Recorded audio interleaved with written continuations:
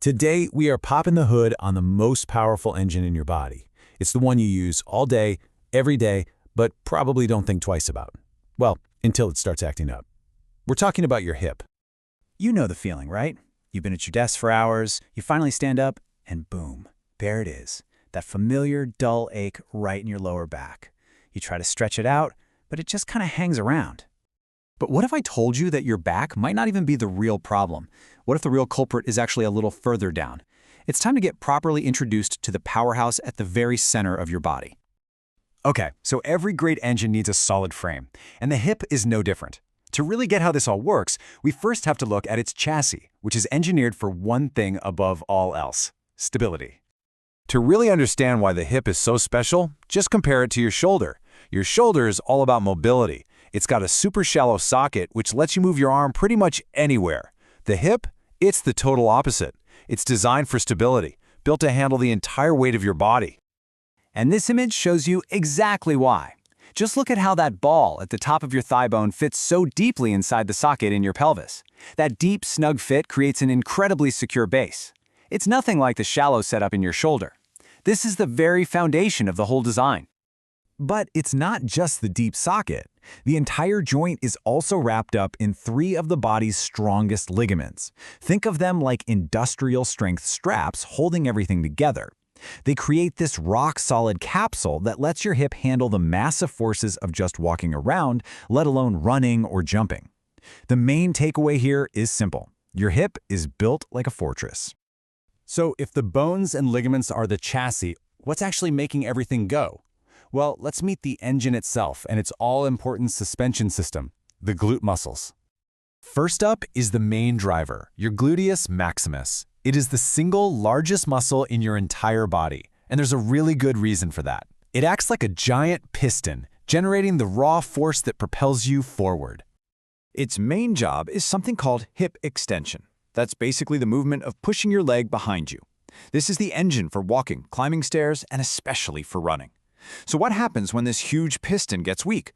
Well, your body has to find that power from somewhere else, and usually it's your hamstrings and your lower back that get forced to pick up the slack, which leads directly to overuse and that nagging pain we talked about. But, you know, a powerful engine is pretty useless if you don't have a good suspension system to keep the ride smooth. And that's exactly where the gluteus medius comes in. Its job is to keep the whole chassis level and under control. Now, its main function is moving your leg out to the side, but its most important job is to keep your pelvis stable anytime you're on one leg. And think about it. Every single step you take, you're on one leg for a moment. This muscle has to fire to stop your other hip from dropping down. If it's weak, you get this thing called a Trendelenburg gait, which is really just a fancy term for that visible hip drop you sometimes see. And that creates instability that shoots right up your spine. So, we have this stable chassis and this powerful engine.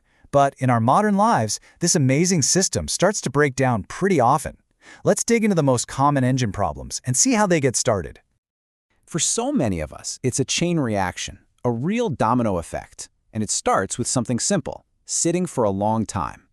This makes the muscles on the front of your hip flexors, get really short and tight. Then, those tight muscles literally pull your pelvis forward, tilting it down. This forces your lower back into a deep, exaggerated curve, which puts a ton of strain on everything back there. And that strain, that's the back pain you're feeling. And at the very same time, sitting is basically putting our main engine, the glutes, to sleep. When these super important muscles get weak, your body has to scramble to find power from other places. It's like a power leak in the system. Your lower back and hamstrings, muscles that were never meant for that kind of heavy lifting, are forced to work overtime. This constant compensation is a one-way ticket to strain, injury, and chronic pain. Here is a fantastic way to think about it. A hip imbalance is just like having bad wheel alignment on your car. You know it's not just going to wear out one tire, right? It sends vibrations and stress through the whole car. Well, in your body, that stress shows up as pain, and not just in your hip, but all the way up the chassis, your spine. Okay, so what's the fix? How do we actually give our body's engine a high-performance tune-up? The owner's manual really points to a couple of crucial ideas. The first rule of any tune-up is this: it's never just about the glutes. It's about the partnership between your glutes and your deep core muscles. Think of it this way. The glutes are your accelerator, creating all that power. But your deep core muscles? They're the brakes and the steering, providing the stability to make sure your spine stays safe. To have a smooth, powerful ride, they absolutely have to work together. And if there is one single instruction, one golden rule to take away from all this, it's this one right here. This is the master cue for learning real hip control. Your goal is to train the ball of your leg to move around freely inside the socket of your pelvis, but, and this is the key part, without letting the pelvis itself get yanked around. That skill is what lets your engine do its job efficiently without putting all that torque and strain on your chassis, your spine. So the next time you stand up and you feel that little ache, don't just blame your back. Ask yourself a different question. Is my engine running smoothly? Or are my pistons actually firing? Is my suspension stable? Or is my body trying to tell me that it's time for a tune-up?